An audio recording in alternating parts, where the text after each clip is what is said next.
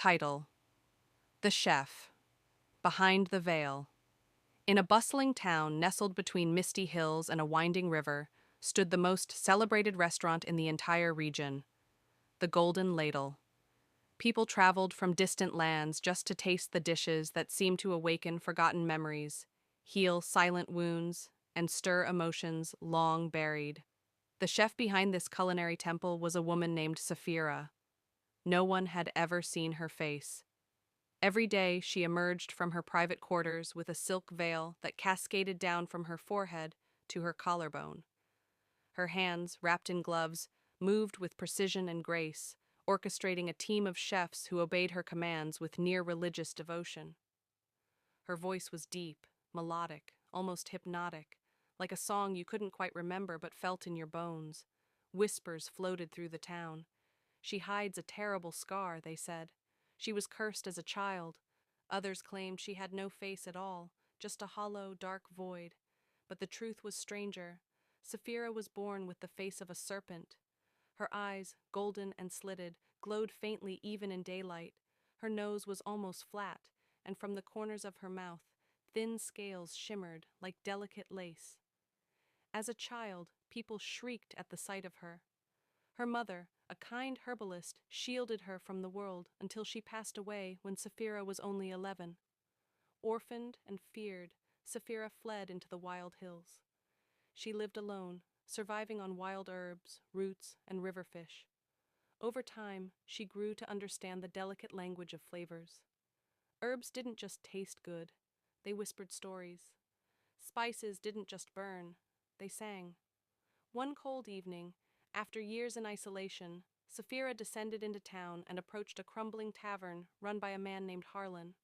Her face hidden, she offered to cook in exchange for shelter. Skeptical but desperate, Harlan agreed. The moment her dishes touched people's tongues, silence fell. Grown men wept over a spoonful of stew. An old widow swore she saw her late husband smiling from across the table. Word spread like wildfire. People came and kept coming. And so the Golden Ladle was born. Years passed and her reputation soared. But Sapphira remained a mystery. No one saw her eat. No one ever saw her smile. No one dared ask what lay beneath the veil. But one day, everything changed. A young boy named Eli wandered into the kitchen. He wasn't supposed to be there, but curiosity led his tiny feet. He tugged on Saphira's apron. "Why do you always hide your face?" The room went silent. Saphira turned to the boy. Her team froze, fearing she might punish him, or worse, reveal her secret. Instead, she knelt and whispered, "Because sometimes the world is not ready to see the truth." Eli frowned.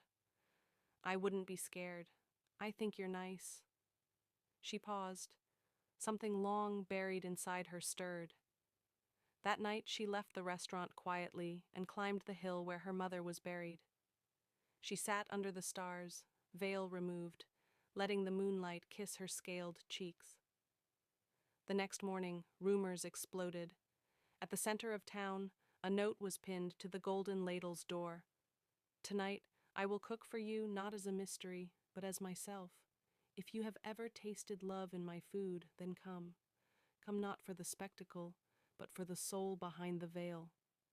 People hesitated, but as night fell, the square filled. Hundreds gathered. A table stretched the length of the street, candles flickering, aromas swirling. And then she emerged. Her face was uncovered. Gasps filled the air. Children clutched their parents, but no one ran. Her golden eyes met theirs, not in shame, but in strength. She cooked. Each dish was a memory of pain, of solitude, of joy rediscovered. Her face was no longer something to fear. It was a story in itself. By the end of the night, silence reigned, not out of fear, but reverence. From that day on, Saphira never wore her veil again. The Golden Ladle became more than a restaurant. It became a sanctuary, a place where people were seen not for how they looked, but for what they carried in their hearts. And the lady with the serpent's face? She became a legend, not because of her secret, but because she chose to share it. Thanks for watching. Do like, share, comment, and subscribe for more of our amazing contents.